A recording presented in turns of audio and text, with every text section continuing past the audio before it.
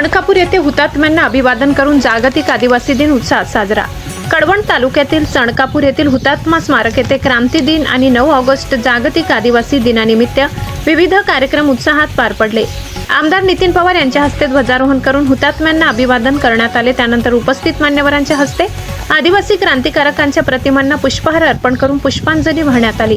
यावेळी उपविभागीय अधिकारी तथा सहाय्यक जिल्हाधिकारी कश्मीरा संखे, तहसीलदार रोहिदास वारुडे, राष्ट्रवादी काँग्रेसचे कळवण तालुका अध्यक्ष राजेंद्र भांबरे, कुंदन हिरे, आदिवासी सेवक डीएम गायकवाड, कृषी उत्पन्न बाजार समितीचे संचालक ज्ञानदेव पवार, कळवण पोलीस ठाण्याच्या अभोणा विभागाचे सहाय्यक पोलीस निरीक्षक योगिता कोकाटे, गटविकास अधिकारी रमेश वाघ, बालकिसन अधिकारी कोकणी, कृषी अधिकारी प्रणय हिरे, विस्तार अधिकारी युवराज सोनवणे, ग्रामपंचायत तलाठी प्रदीप दळवी, पोलीस पाटील नंदू जगताप, माजी सरपंच ज्ञानदेव पवार यांच्यासह विविध अधिकारी, पदाधिकारी व ग्रामस्थ उपस्थित होते। हुतात्मा स्मारकामुळे क्रांतिकारकांच्या स्मृती जपल्या जातात। नितीन पवार, देशाला स्वातंत्र्य मिळवून देण्यासाठी ज्या क्रांतिकारकांनी आपले बलिदान दिले त्यांच्या स्मृती चिरंतन राहाव्यात यासाठी सणकापूर येथे हुतात्मा स्मारकाची निर्मिती स्वर्गीय एटी पवार यांनी केली। क्रांती दिन आणि जागतिक आदिवासी दिन एकाच दिवशी साजरा होणे ही आपल्यासाठी अभिमानाची बाब आहे, असे मत आमदार नितीन पवार यांनी व्यक्त केले। आदिवासी समाजाच्या हक्कांसाठी जागतिक आदिवासी दिनाचे महत्त्व आदिवासी सेवक डीएम गायकवाड यांनी सांगितले की 23 डिसेंबर 1994 रोजी संयुक्त राष्ट्र संघाच्या बैठकीत जगातील आदिवासी समाजाच्या हक्कांचे संरक्षण, त्यांच्या संस्कृतीचे संवर्धन आणि विकासासाठी 9 ऑगस्ट हा जागतिक आदिवासी दिन म्हणून साजरा करण्याचा ठराव करण्यात आलाय। त्यानंतर जगभरातील आदिवासी बहुल देशांसह भारतातही दरवर्षी 9 ऑगस्ट हा दिवस जागतिक आदिवासी दिन म्हणून उत्साहात साजरा केला जातो। कार्यक्रम यशस्वी करण्यासाठी ग्रामपंचायत अधिकारी गंगाधर हाडस, शिलास महाकाडे, आनंदा बागुल, सागर भोये, साबडे पवार, अशोक पवार, सागर गायकवाड आदींनी परिश्रम घेतले। संचालक खुशाल देवरेसह मुख्य संपादक चेतन हिरे, कळवण।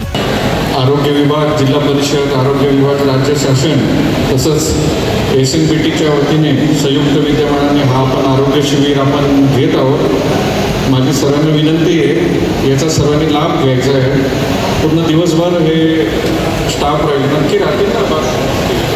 बघा इकडे 4 कशाला काय, तिकडे पुढे 4 नाही 6 वाजेपर्यंत ठेवायचं आहे। लोक आता बाजाराला साधारण दुपारून येतील, 12-1च्या दरम्यान येतील, 12च्या दरम्यान, तर थोडी तेव्हा गर्दी वाढेल। तर जरा 6 वाजेपर्यंत ठेवा, व्यवस्थित सर्वांना हे करा, एंटरटेन तपासणी।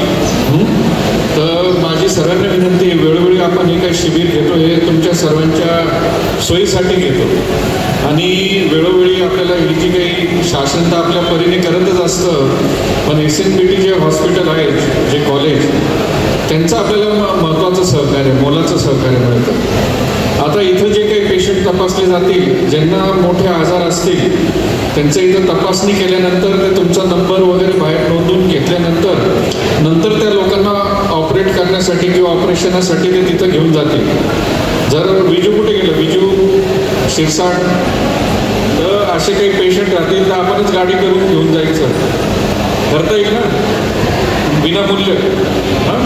तर तेवढं आम्ही विनामूल्य त्या लोकांना इथून SNPTला घेऊन जाऊ। ते घोटीच्या जवळ त्यांचं कॉलेज आहे तिथं, तर काही काळजी करू नका, सर्वांनी निवांतपणे आपलं तपासणी करून घ्या।